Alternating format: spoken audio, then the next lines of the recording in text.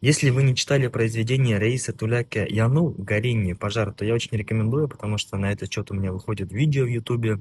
В этой поэме есть два главных символа — образ горящего сарая и образ стада. Стадо стремится к горящему сараю, чтобы найти спасение, а по факту этот образ горящего сарая — это символ того всего, что нас уничтожает. Это вранье, это войны, самообман, пустые слова, лозунги, потеря языка, потеря идентичности, а народ, возможно, сам туда и бежит. Поэт напоминает, что мы горим с древности, начиная от Аркаима к Сиантусу и уже к сегодняшнему дню, даже к Чернобылю и другим событиям. И снова мы входим в эти горячие дворцы, которые созданы чужими руками. Мы гордимся, что умирали за других, но забыли, кто есть сами. Теряем язык, трезвость ума, теряем детей, генофонд, да, и нас уводят словами, обещаниями, и мы снова туда идем. Автор очень просто просит: не будь тупой овцой, не верь любому оратору и не входи в очередной пожар с открытыми глазами.